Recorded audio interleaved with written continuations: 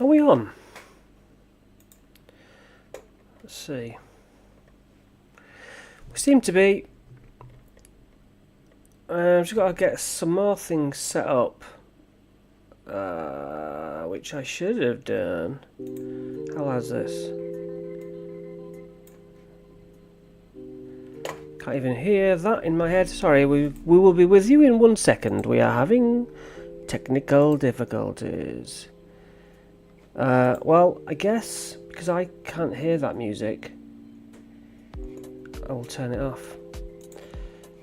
I am live, thank you. You know, I wondered how I saw your comment before I'd properly pressed it. Dungeon Father Gaming, good to see you in here.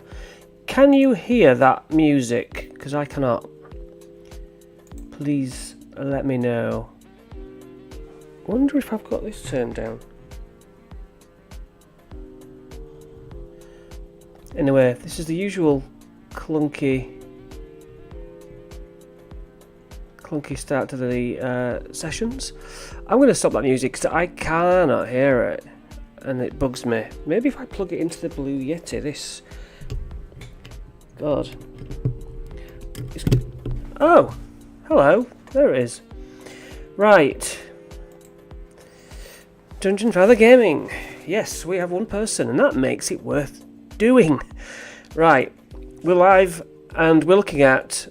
Well, we've looked at we've looked at Dragon of Doodar, Icespire Peak.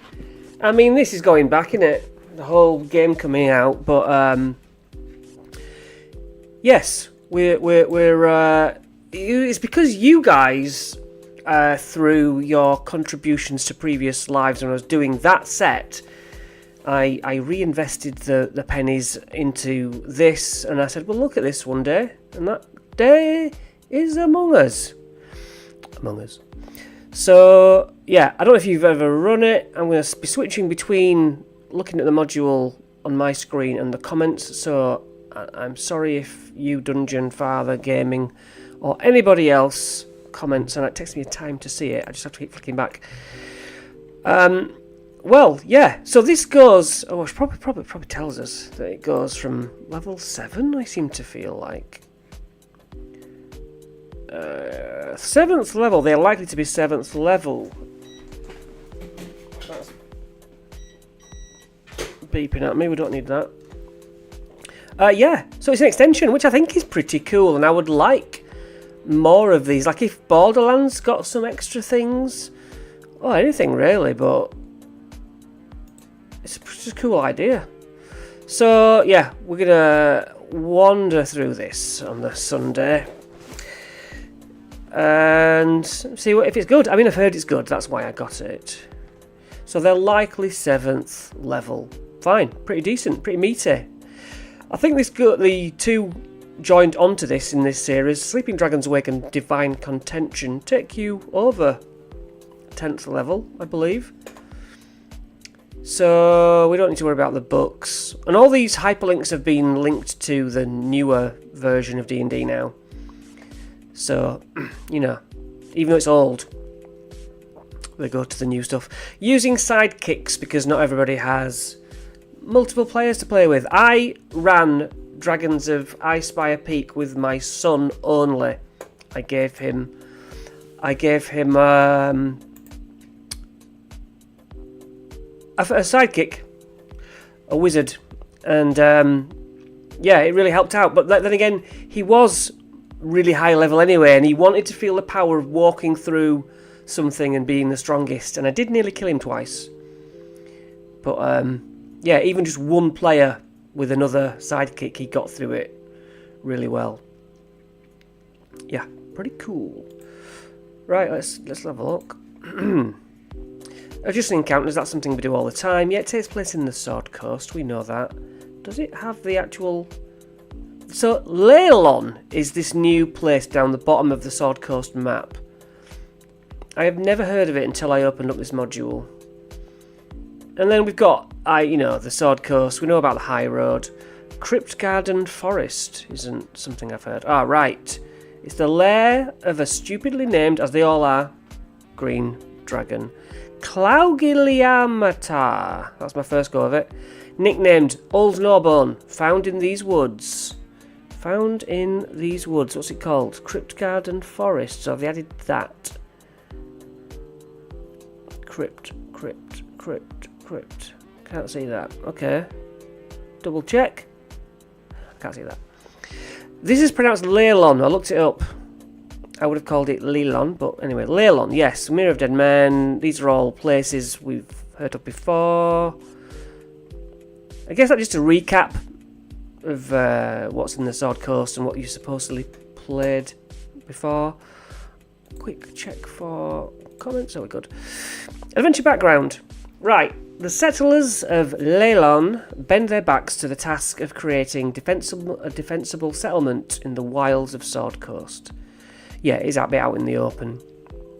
Two forces of evil we have to consider here.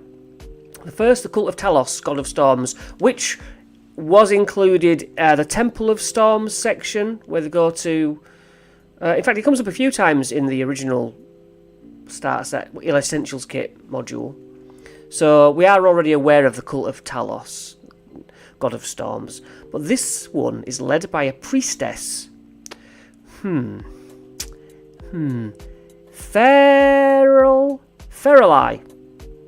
Ferali, Storm Sworn. The cult's headquarters are inside a Death Knight dreadnought, an undead battleship. Immediately, I'm in. I haven't done a battleship before. Beached near a temple of Talos called the Sun, with the Terror of Storms now has a battleship next to it, okay? At the same time, Ularan Mortis, a priest of a god of death, Merkel, and his followers also are raising an army of undead. Good, easy. Army of undead, lightning dudes, facing off against each other or our town. The spirit of a dead black dragon, Chardensia Vitriol. Of course, we all know them as Ebon Death. Aids Ularan Mortis in exchange for help finding and seizing the body of a living dragon to inhabit. Right, we've got undead army led by Ularan Mortis. Mortis is the giveaway. Spirit of a dead dragon, Ebon Death, looking for help finding the body of a dragon to inhabit. Makes sense to me so far. And we've got stormy people. Over the course of the trilogy, that's what makes it worthwhile. And this is what makes it worthwhile purchasing, because it seems like it's filling a gap in later, mid to late adventure levels. The adventurers must deal with two main forces of evil, as well as smaller threats, not to mention the many little dramas of a group. Yeah, they have to do stuff. They have to protect their village. Fine. The adventure begins at a modest roadside inn, where the characters make some friends and get their first taste of the larger battle, which they are about to come embroiled in. So the whole trilogy here is a full campaign. The town of Leylon is an important... Yes, where you put your bastion, wherever, or they live. In this initial adventure, the town is more than a few ramshackle buildings. That's another thing. What's good? It grows as you get through these module bits. That's cool. Just like bastions do now anyway. They didn't have that in mind when they were writing this. It was ages ago. For example, the Shrine of Lathander is being built by Marigold Brightshine, priest of the Morning Lord. If any of the characters reveal Lathander, yeah, there we go, they might use their resources, downtime and stuff, which fills in a nice session, a little bit of a session, to assist in its construction. And that gets them invested in protecting, I suppose. Alternatively, if any one of the characters worships a different deity, fill them in. So yeah, get your players invested in the town, which is awesome. I think that's really good. So that's good to know, because it's alright having bastions, thinking, well, what do I implement? What was the thing? I covered a one-shot where they were given a bastion. It's called... Wait for it. It's not think it's Lightning Keep. Anyway, there's a keep. I'm gonna have to look now. Right, there was this one shot. I covered it, It's on D&D Beyond. It's one of those like Lightning Keep completely one-off. And I thought I'll use that to how they get where they are. Now, in my game. Okay. And it's free on D&D Beyond. So if you're implementing a Bastion, this is my suggestion. Which you may find out within 60 seconds. Or you might not. Prisoner 13, no. Lightning Keep, that's not the one. That's absolute dog poop. Hold Back the Dead, it's called. And it is on D&D Beyond. It's free. They have to defend a bastion, and then they get to keep it. And that's what's cool about it. It's, yeah, it's like wave attacks. And it's just awesome for giving them a bastion to begin with. Whew. Adventure hooks. Okay, so there's going to be several adventure hooks. I mean, these are just ideas. Daggult Neverember, who's the leader of Neverwinter, knows that the rebuilding of this town requires protection, so he could hire the adventurers. Hire the adventurers by someone up top to protect this town, what they might never have heard of. Okay, and while you do that, you're gonna live there. Spies for Waterdeep. His enemies in Waterdeep. Daggult Neverember's enemies in Waterdeep do not trust the man, rightfully so. Representatives of the ruling council of Waterdeep known as the Lords of Waterdeep, might hire the adventurers to pose as settlers in Leylon, all the while reporting back. Before long, the adventurers... I don't really like that. It might suit your game. Family and friends live there, yep. A stake in... Okay, for their service, somebody might have bought them. So you could put that Hold Back the Dead if you wanted in Leylon or next to it. Like a really old... You know, when you go to a place and it's got a really old ruin, maybe they can reuse the stone and build something to protect. Some adventurers just do stuff because they're adventurers. Fine. Next. Yeah, it was the third into ADV. Yes, it was the third intro adventure for 2024 books. Yeah, it was, yeah. We found it.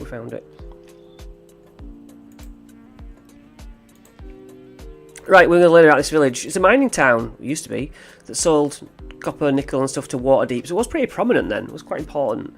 That's why they're protecting it, I suppose. It was near the sea. It was also a port where merchants would unload goods. Okay, so a bit like Baldur's Gate, good passage to get trade through. 200 years ago, this might never come up, this. A wizard made his home there, Thalivar. He raised a tower at the centre, and then it was topped with a planar beacon that lured creatures from other planes here. And then the wizard disappeared. The people of Leylon were content to leave his tower as it is. A bit like Zonthal's tower in Tyranny of Dragons. He goes missing, he's still in there, but in another dimension or something. The Spell Plague, which is when, what? Is it 3rd went to 4th or 4th went to 5th edition? That's a quiz question. The Spell Plague is, one of the ways that they're described moving between D&D editions. All things are different now. Anyway, the Spell Plague corrupted the tower's defences. The creatures sealed within were freed to attack Leylon, and the magic of the beacon was redirected back into the material plane, causing humans who looked at it to become paralysed. It was quickly overrun and abandoned, and so it's still abandoned. I wonder if that's going to be... I hope it's going to be brought up, you mentioned it. The first action the soldiery of Neverwinter took was to destroy the beacon inside the house of Thalivar. Gallio, a mage, has rebuilt it to perform his own studies. So others never learned of that. So that's going to come up in House of Thalivar. Alright, so it's going to be included. Before its fall, Leylon was defended. I'm just going to look if anyone's answered 3rd to 4th. Yes! He has. The DFG. Spell Plague was 3rd to 4th. I'm glad you said that because I was going to put my money on 4th to 5th.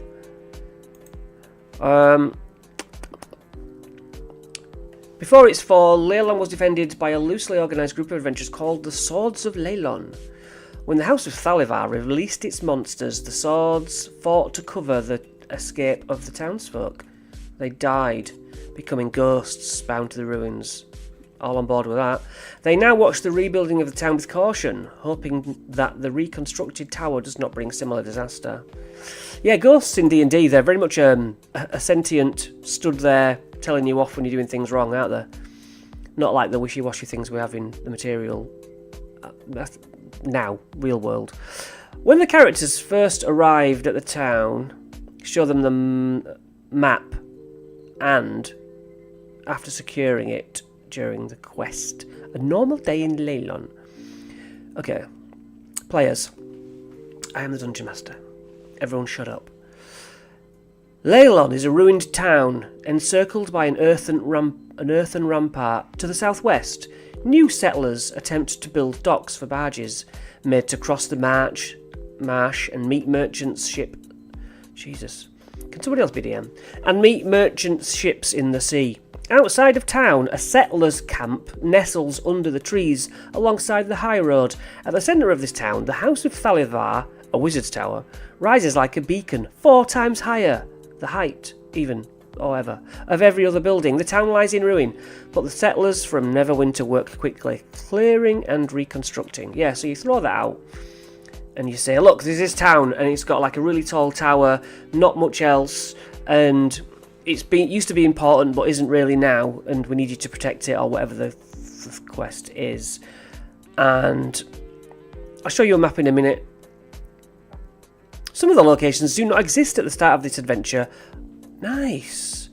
But maybe built at the time of your choosing. Again, we were talking like almost Bastion rules. The Sundering. That's what it was. The Sundering. Yes. I should do a video about that. Not because it's informative, but because I don't know really much about it. So that would be cool. Aubrey's Peculiarities Shop. Is this a magic shop? It is. Magic shops. I do have them in, but a lot of D&Ders, like yourselves, might be like, no, you don't get magic shops. Like, you can only find magic stuff in, crypts and stuff. This shop is crammed with curiosities, that's fine. Old fishing rods, swamp idols, miners' helmets. Yeah. A whimsical Eluskan male, that's from the northern snowy area, innit? Named Aubrey Silverspun runs the store. Roll a d20 on this table to see what is offered. I don't like the magic item tables. They really bug me. I've never used them because they look just a waste of my time.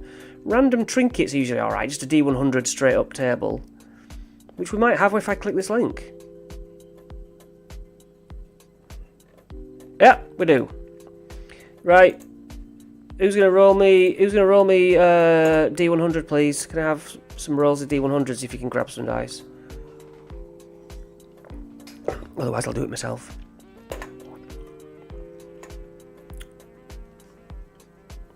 In high magic campaign setting like the realms, I have them. 47 is the first number in. 47. Have I lost it already? Where the hell am I? Where am I? Starting equipment. What the hell's happened here while I'll turn my back?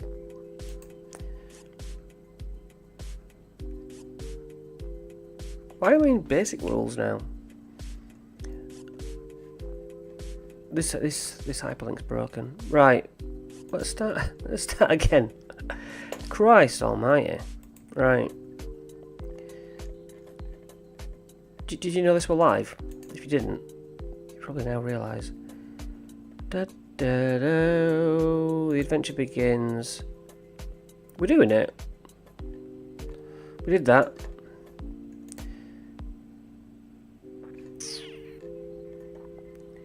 And we went to this, and we got 47.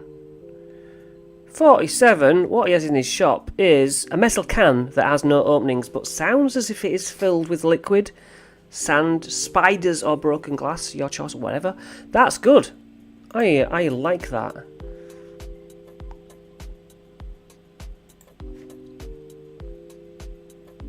Is this going to take me back to... Yeah, okay. So now I go back. Okay. Yeah, I like that sort of thing. Just nice and easy and quirky, as you saw. A painted triptych above the counter shows 3 adventurers. A dark-skinned warrior woman, okay, warrior, barbarianish, red-bearded dwarf, and a third whose portrait has faded with age. Ooh, mysterious. Aubrey explains that these are the Swords of Leylon, an old adventuring company local to the area. I'm enjoying this. 6. Oh, is this just areas? Okay, yes, we've got the shop. Got a barge yard, load of barges chained together where the town meets the marsh. They can be rented out from gruff elderly female dwarf roster. A fishery serves as a town hall. It's a fishing sort of area anyway. Get off. The Wizard's Tower itself. Gallio is now working there. He has Legend Lore instead of Cone of Cold. He's come to unlock the secrets of the House of Thalivar of old. Yeah, okay. He's studying the ethereal plane. He does not talk much about his work, but he will cast spells if paid to do so. That's a nice little touch. Does sound good? Does actually work? Worth running. I might steal this. Once I steal it, I can use it. Because it's a legacy adventure, the links seem to go either the basic rules or the legacy books, yeah. Yeah, so maybe a... but still, surely the basic... It's the new basic rules though, right? I'm not going to test it out. Because they did update the basic rules last time I did a video on it. Idle Island. It rises from the marshes a few yards away. It contains the remains of crumbled statues people have forgotten. The settlers. Oh, this is where the ghosts are, is it? So yeah, ghost is a character who spends the night on the island. So it's just off the a little plot of island. I like the idea of having like a graveyard on that then. They have weird prophetic dreams. For instance, the characters might view storm clouds swirling over Leylon. A galleon made from bones. Is that the hint at the undead dude thing? Death Knight badge or whatever. Or a glowing statue of a dwarf standing in a canyon. At the end of the night's wisdom save, you gain inspiration, bolstered by the strange dreams, and on a failure you get a level of exhaustion, which is now -2 to things.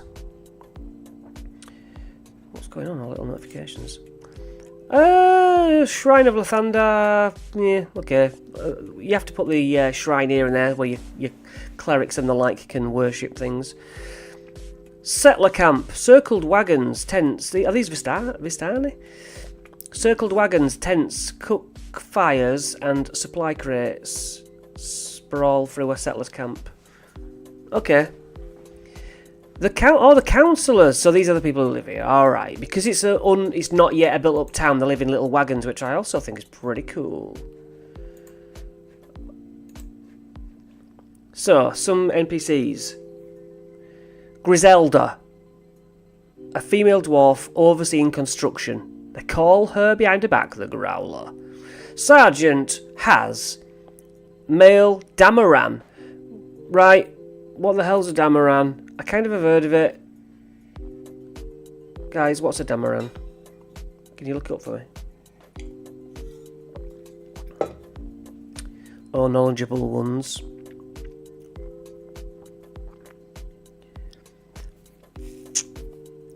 I know it's a bit of a delay on answering me, so I'll look back in a sec. So anyway, this Damaran, whatever that is, oversees the soldiers, but defers to the town wizard for most decisions. Marigold Brightshine is a lovable halfling priest of Lathander, god of light.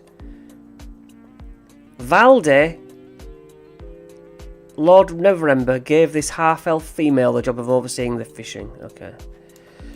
Okay, right. Damara is an area northeast of the Anarok Desert in the Realms. I've heard about the Anarok thing in that big Forgotten Realms book. So, what did it say? Oh, I see. So it's not a character, it's not a class, so it's not a race. Thank you. The town square has become a place where local vendors And those passing through town can set up stalls to sell their wares. One vendor, a human blacksmith called Zana, is a resident who sells armour and weapons. Okay, weapons smith, yep. The cost for such items should be high because it's more exotic stuff you can get. Unlike Dragon of Icespire Peak, the two adventures that follow this one do not use the quest board as we had before. The first two quests just occur, but I do believe there's a quest board later. You say the first two quests. Okay, first quest, attack on the Wayside Inn. The characters are travelling towards Leylon and come upon an undead horde attacking an inn. Okay. A normal day in Leylon. This quest occurs when the characters arrive at the outskirts to find the town's been evacuated because of attacks from the sea. Follow-up quests. After the characters complete both those starting quests, they can take up residence and, yeah, do anything except the final quest. These quests are provided by different members of the community. I love the fact that it's sandboxy. It just means we have to have our prep in order a little bit more, which is fine.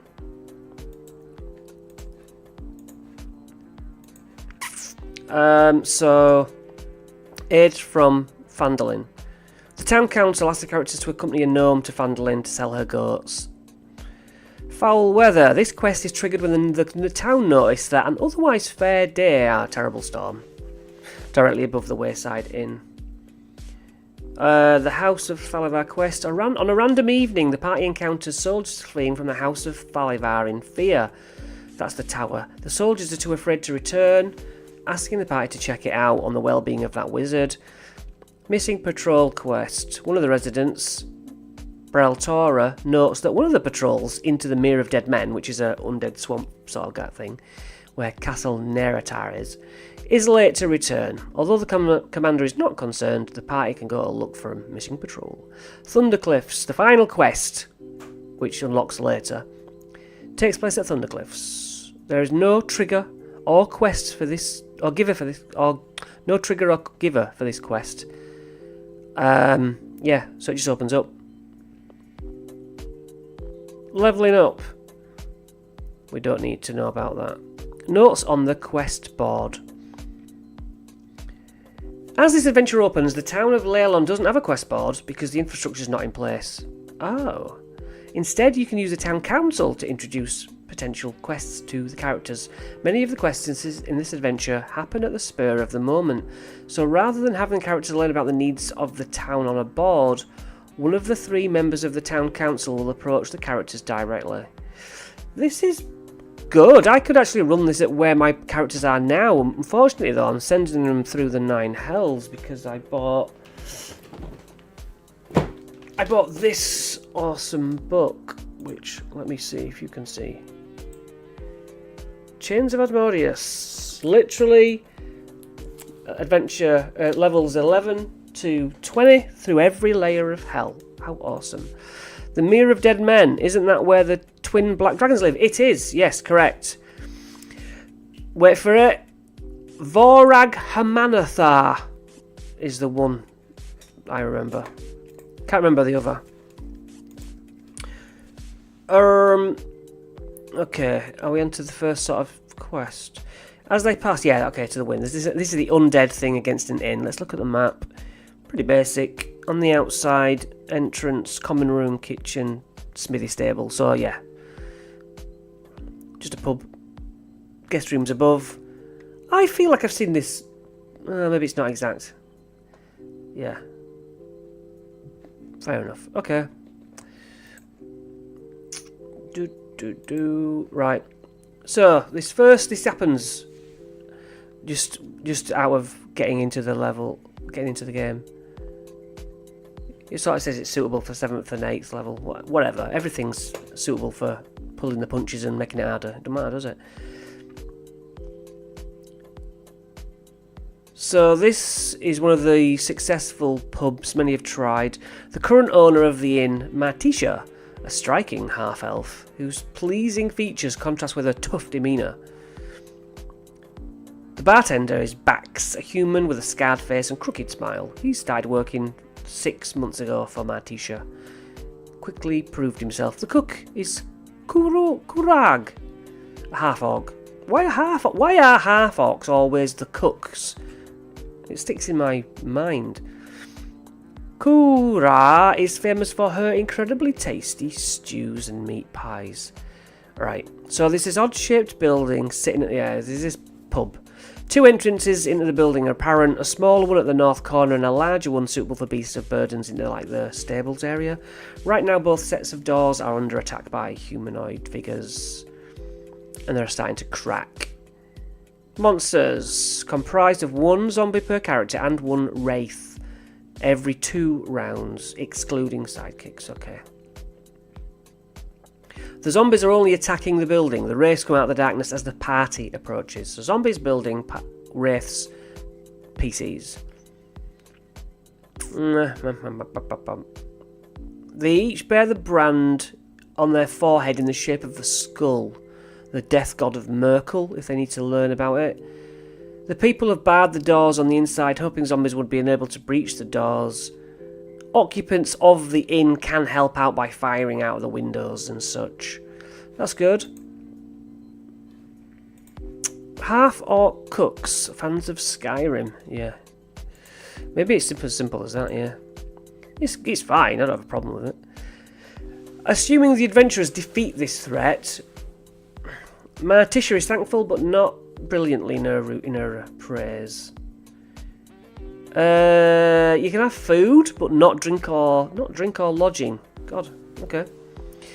Use the bullet points below. She sits in a corner at a lone table, poring over the business records. She talks curtly. Bax keeps the ale flowing for the adventurers. He works on the bar, assists Martisha, hopes to open his own place. The cook emerges from the kitchen long enough to thank the adventurers or give them some food. The smith, who works at the wayside inn, is a strapping woman. Her anvil is forged in the shape of a dolphin. At night she drinks at the bar. She met... I don't know about that. Pirate life of piracy. She makes jewellery in her spare time. She proudly displays 3 suits of plate armour she's created, each bearing the same symbol as the design of her braces. A young halfling named Scylla sits at a table humming to herself. She's travelling to Leylon, hoping to get hired as a fisher by Valdi. She wears... I don't care about that. She's talkative, fine. Plays harmonica. Useful. Tarvin Tull, a travelling bard. Okay. Sits by the fire. Sings songs. Probably tells story. Gladly buys a drink for anyone who helps drive off the undead.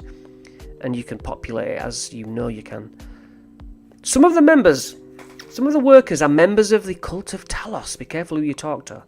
This information should be hidden from characters, ready to be revealed at a later time. The best way to allay suspicion is to have the characters become friends with them early. Yeah, have your enemies do helpful things for the players. Details make the con. The long con works best if you can provide details that might later prove to be portents of the truth, if not actual clues. Play the shell game. On the off chance that your players figure things out too quickly, details can be changed. Yeah, you can make people who aren't in it, and opposite. It's good, isn't it? What we're saying, the DFG. I do feel if the party has a cleric, then this isn't going to take a lot once they've started blasting turn undead. Yeah, that is fair. Yeah. What, even at level what, 7 or 8? Yeah, I suppose if you... But then again, they're going to start slow, but we can... Is there a limit to turn undead then? Is there a limit on how many undead you can be turned, or is it just like in a distance? I can't quite remember. But yeah, it's a good spell, in it, but it does kind of kill the vibe a bit when you're trying to create something awesome and they're just like, oh yeah, they all walk off. It's a bit disappointing, isn't it? Just a distance.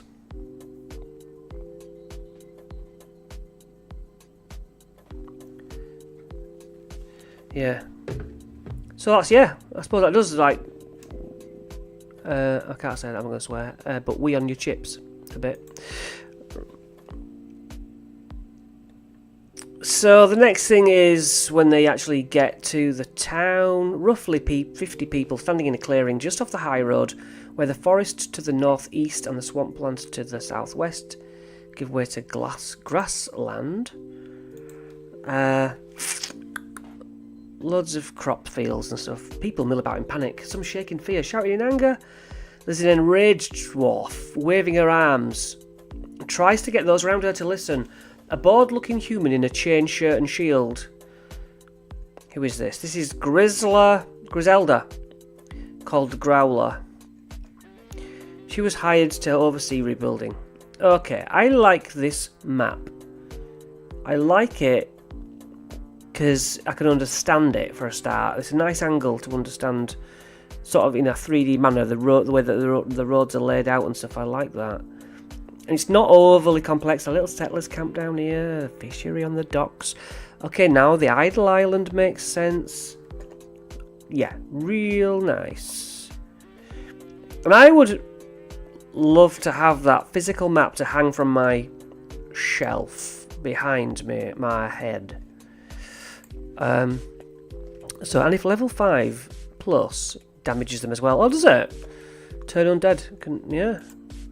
Yeah, enough detailed enough to show things without being overcomplicated. Yeah, it's a good balance. But yeah, I like hanging up maps. Everything, you know, when you get those maps in the back of the modules you're running, I like to hang them off the fireplace.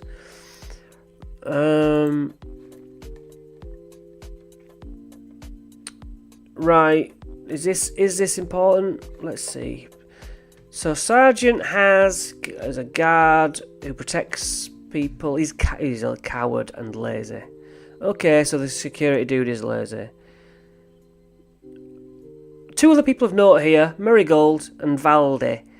We know Valde runs the fish place, yeah. Marigold is a priest. Okay, I'm a bit... I don't really care. Nothing really normally happens to the church types. The Growler, Marigold and Valde, they are the town council. That is worth knowing. Fine. But Growler can be overruled if they're out, so you can get outvoted. And also, there was somebody who basically listens to the wizard up in the tower. I wonder if they're, in secret, one of those storm tower people. A hard decision. The characters come within earshot of the meeting. The Growler begins to berate the townsfolk for being such an unruly mob as they evacuated the town. She shames a few in front of the group. Okay. She asks if anyone saw anything strange in town as they were evacuating. One of the stonemasons says, I saw something strange happening in the water out in the swampland, past the marsh islands, but then picked up my tools and ran. Another stonemason claims to have heard some of the returning fishing folk who were still out on their skiffs in the marshland shouting in panic. And the others nod and indicate that they heard that as well. At this point, a short dragonborn wearing a holy symbol says, May the morning lord forgive me. We are missing 2 of the children. Smithwell and Bernice aren't here. They were right behind me as we left the town. So the 2 children are best friends who are still out in the water. Hopefully that will make them go straight to that. It is next in the list here, it seems. This pronouncement sends everyone into a panic. Yeah, let's go look for the children. These children, some of them terrified, missing their parents, are too young to understand consequences and decide to run off in different directions during the meeting. Okay. So, round up the children, get them down from trees, pull them out of marshland. Yeah, just get some children. That's simply it. Bit of character building. After the drama, or the comedy of the town. So it's pretty harmless, yeah. The forces of the cult include... Wait, what? I skipped a bit. After the drama or comedy of the town is played out and the party has decided what they're doing, the first threat comes in a wagon full of anchorites, the cult of Talos. 1 archer, 1 dark-tide knight for every 2 characters, including sidekicks this time. Alright, so, an archer?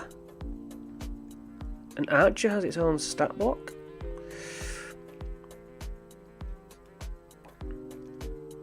75 average health. Archer's Eye, bonus action. Add a d10 to its attack damage, or its next attack or damage roll, but not both.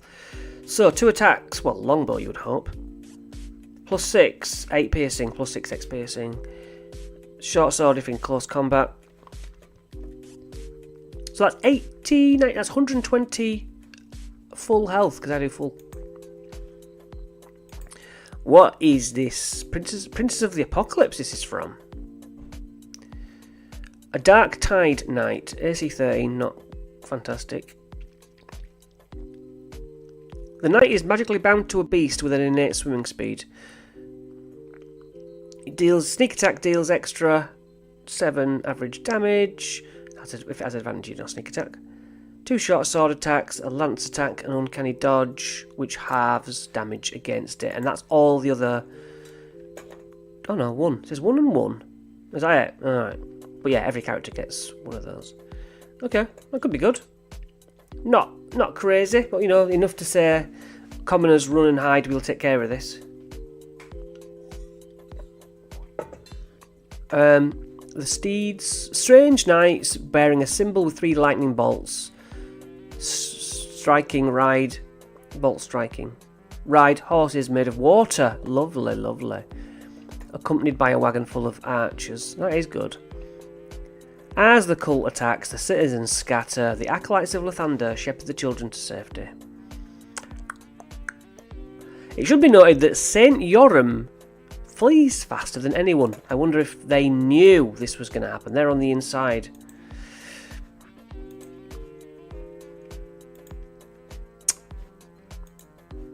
Right. So, what's the aftermath of that? Well, basically, the wagon was stolen from town, still contains some of the fish that was meant to be taken to the fishery. One of the Dark Knights carries a potion of greater healing. The request, seeing that this threat came from the village itself, the town now understands the dire nature of the situation. It's possible that the guards and anyone else who left in town is dead. The town could be overrun with enemies, so the council asks the party to sneak into town, assess the situation, that if the town is no longer safe, the settlers must return to Neverwinter in defeat. Something fishy in town. After dealing with the members of Cult of Talos, they hurry to get to Leylon to see what is happening. When they reach Leylon, the progress on the town's rebuild has been slow, it appears. The holes for the palisade have been dug, but only a few logs are in place. At the centre of the ruins, a tall tower, mostly collapsed, rests atop a bluff. The only intact stone building sits at the bottom of the bluff, its white facade bearing the mark of Lathander. There is an intact wooden building closer to the water marsh at the southwest side of town, smoke rising from 2 chimneys. In front of this building stands a tiefling, dressed in blue robes.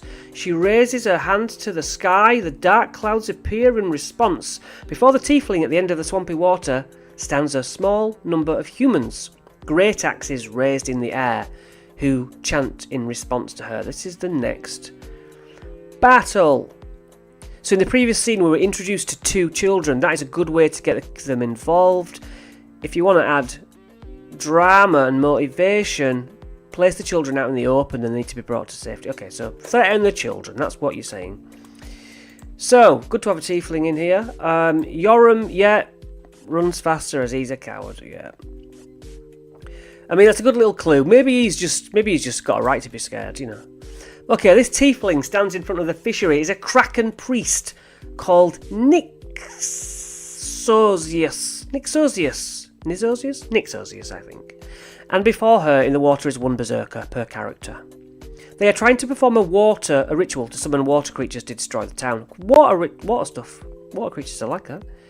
Characters start 500 feet from the priest. That's a good chance for people to use their really, really long range stuff that I never, on a map, they never get a chance to use. It's, you know, it's always like, well, they're within 60 feet of you. Yeah, but my thing can go for like 500 feet. Well, now they get a chance. Shura. She's already completed enough of her ritual to summon the water elemental, and every 4 rounds she is alive, she summons another water weird. Then she stops chanting and joins the combat. If characters watch what's happening, they can stop her by interrupting it. That's good. After defeating the forces of Talas on land, the party finds a spell scroll of Mass Cure Wounds on that tiefling. They don't have long to recover because the water creatures summoned by the rituals are about to arrive. Yeah, so she can summon them and just wait for them to arrive after she's dead even. That's good. On the Marsh Islands with the pagan ruins, fishers and soldiers captured by the cultists are unconscious, meant to be used as sacrifices for the water creatures.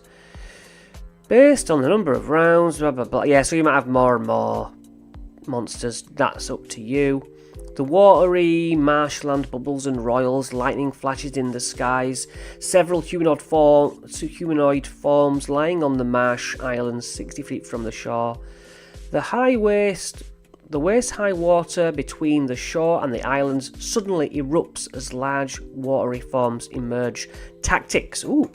If the characters do not intervene, the monsters move out to the islands and kill the unconscious fishers and soldiers. That is good. Give them an environmental effect, and I suppose going to rescue fisher people is an environmental effect that they have to go do. Yeah, I like that they are reusing the water cultists from Prince of the Apocalypse. That is pretty cool, isn't it? There should be more of that. You know, if something exists, don't just keep using the same old, same old. You've got so many monsters to choose from. Aftermath. You defeat them all, you save the innocents. The damage to the town was minimal. Time to rest. So they've had like 2 or 3 fights in that sort of short period, and some downtime, I guess, building a town. As this adventure and the other 2 in the series progress, they have to play out the growth of the town, and it grows even without them helping hands. But yeah, if they should build a bastion or somewhere to live. If they owned the inn or something, or you know, it's pretty cool. I mean, I just gave my players a bastion for a few sessions, but then we were doing a time game, not just the boring basic cultists. Yeah, use something cool.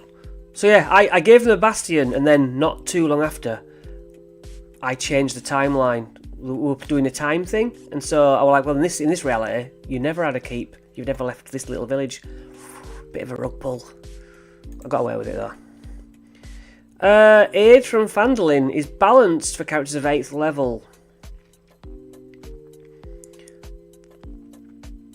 We know where it is. To complete, they must escort this goat herd we heard about. Okay, we goat herded about. Travel to Phandalin. The town council of like 3 or whatever approaches the characters one morning and asks them to undertake a different mission. Hey, a gnome called Pinchwit is an expert goat herder, but her flock of goats are no normal herd. She has raised giant goats. Elmar Barthen, welcome back Barthen's Provisions, is brokering a deal with a wealthy Waterdavian merchant to sell Pinchwit stock for a lot of money. However, the goats must be brought to Phandalin, and you have to escort them. Also, the goats are not the most obedient creatures.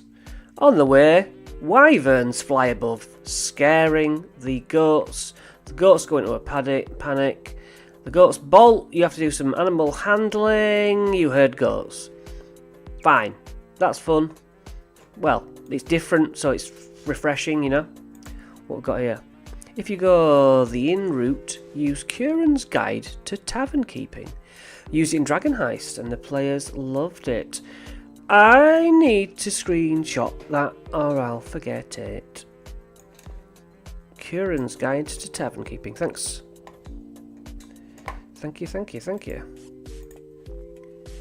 What time is it? 8:30. I've got to record a chat with another YouTuber in an hour. Okay, Hungry Ogres. One night, while the travelling goat show is resting for the evening, a family of ogres catches their scent. Okay. Is it after 3 rounds, the ogres charge out of the darkness, grab the goats. The ogres drop the goats and attempt to smash the adventurers. Is that it? I think so. So as they're travelling on their night rest, the ogres try and get the goats. Okay. Then we have... There's a good chance your players have already interacted with the PCs of Phandalin. If that is the case, they have their own relationships with those dudes. Yeah.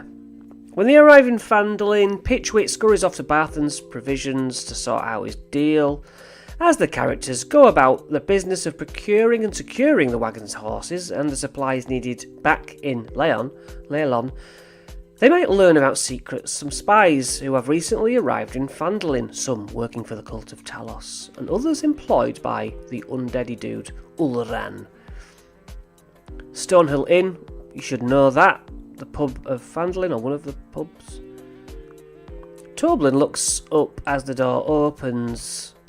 The door closes quickly without anyone entering. Toblin shakes his head in wonder. He thinks it was someone who just opened the door, but who was it? If the characters leave quickly, they can spot Skeel, a newcomer who claims to be a prospector, ducking into an abandoned shack on the edge of town. Steele lives in the cellar of this building with a number of ghouls. So that's coming up. That's seeding something later. If the characters follow Skeel, they cannot find him. But there's a secret door to the basement where the undead hide. So if you deal with those ghouls here, they don't attack later. Yeah, it kind of shoots the foot, shoots them in the foot a bit to do that thing later. But sorry, it's what? So it's Durnans, not Kernans. Okay, Durnan from the Yawning Portal, right? So I like how it all ties in. It's good. I would say these DLC extra bits are better than the Essentials Kit's Icespire Peak Adventure, they're just unrelated. Whereas now these are tying in really well. So the Lion Shield Costa, I'm familiar with that. Linene Greywind, yes. She's got a new assistant, a redhead elf, going by the name of Valine Firecrow. Valine makes deliveries and manages trade in this surrounding area with a team of kobolds who adore her. Valine is also a member of the cult of Talos, acting as a spy. If the characters find the Talos symbol at the Shrine of Luck and show it to Linene, she recognises it as something Valine wears as a brooch. Okay, so there's a little bit of a clues. Yeah, you could drop clues to find out this ruse, what's been going on. Barthen's provisions, don't tell me he's in it. Elmar Barthen runs a general store, yes, with Anderun Thistle. Okay. A little rumour? If the character's pushing for information, he admits he has taken a liking to Valine, the new assistant at the Lion Shield Costa. They were spending time together, getting to know each other, and she started talking about some scary stuff. She believes the Stormlord is going to come, so she's in it. He's in love with someone who's a baddie. Phandalin Miners Exchange. The characters can get carts and wagons. Halia Thornton still works there. She knows about spies in town, but won't reveal anything without getting paid. Damn.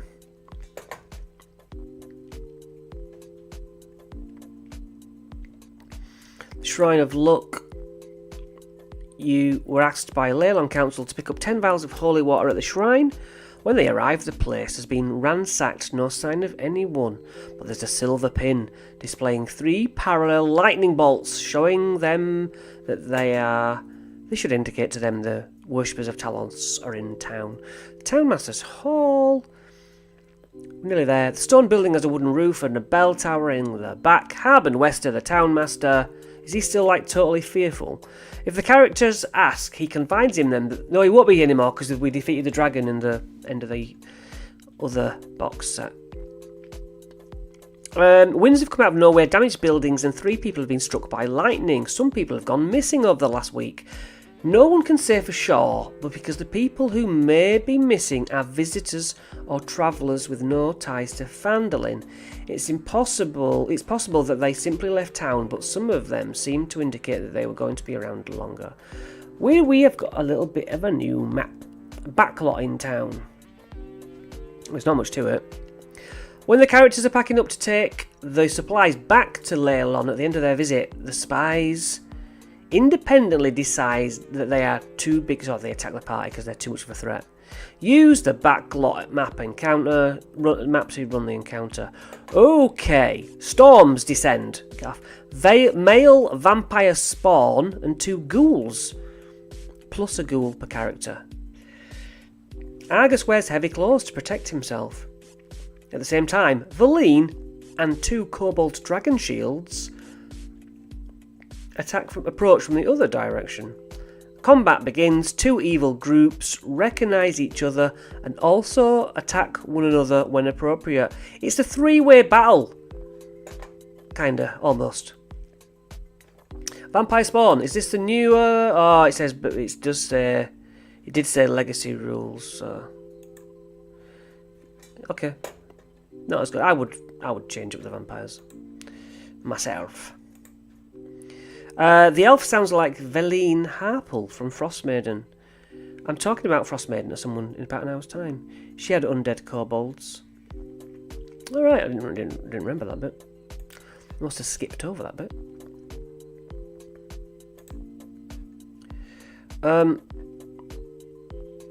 I might need to just put the kettle on shortly. I need some... Oh, I've got this. Running a 3-sided battle, which I haven't seen before. With 3-sided... This is useful. With 3-sided combat, it's very easy to simply overwhelm the characters if you turn all your attention on the party. On the other hand, such a combat can be too easy if the 2 sides simply wipe each other out, while the adventurers watch. Here are some tips for 3-sided combat. Start by focusing most attacks on the characters. Doing this establishes the tone and danger of the situation quickly. The players should be aware from the outset that if all the enemies turned on them at once, the encounter would go very poorly for them. Keep a close eye on the hit points of the characters. I never do that. When the adventurers begin to feel a sense of hopelessness or peril beyond their capability, then have the other side focus on each other, giving them a chance to recover. That's a good tip. Encourage tactical thinking. If one of the sides of the battle consists of savage monsters or mindless undead, give clues that they attack the nearest enemy rather than thinking tactically. This might encourage characters to move away from those enemies or push other enemies into their path. Good. This highlights the kind of tactical play that some players thrive on. I would also say that put environmental effects, crates to jump on, barrels to push in front of or at people, in front of people, just change up the battlefield. End dramatically. 3-sided battles can sometimes take longer because of the number of combatants. Use your discretion to allow it to build up, be more violent or fizzle out, people walk off. Yeah, just end it when it's right. After the characters have dealt with this encounter, they can search for clues. The ghouls working for Skeel bear the same skull marks as the ones who attacked the Wayside Inn during the introduction. Skeel's clothes are riddled with thorns and barbed seeds from plants that are only found in the Mere of Dead Men. This could indicate to the characters that the larger undead threat may stem from that marsh. Veline and her kobolds each conceal hidden symbols of the cult of Talos.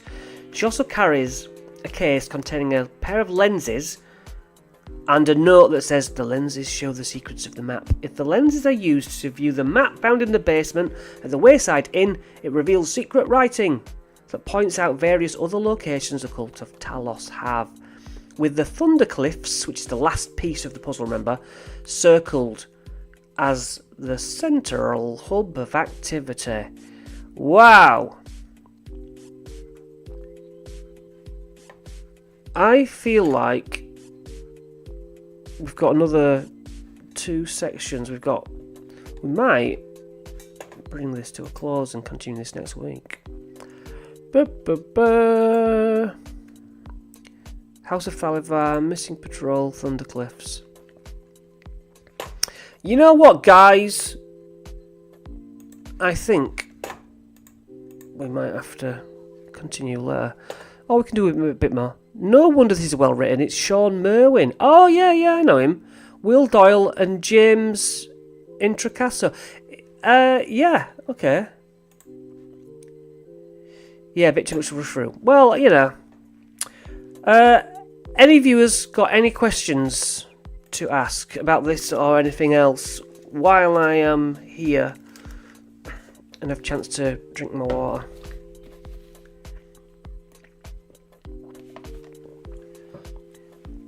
So yeah, this is so much so what we've read is really good, and I think I will actually get a chance to run this at some point. It's a real easy thing to drop in. I mean, there's nowhere really that it doesn't go. You know, it's just not complicated to throw in there. So looks like there's no burning questions. I think we're going to pick this up next week. It's a shame they never did it as PDFs. What, that you can download, you mean? Oh, so you can print it out? Yeah, it's good. It's good. I can't remember how much it was, but like I say, you guys effectively, you viewers paid for it, so thank you. Right, hour's enough, isn't it? So, let me know what you think. And hopefully, yeah, it's digital only. I'll catch you guys in another video, and if not, right back here next week where we will continue. Thanks for watching. You are the greatest. I'll see you later.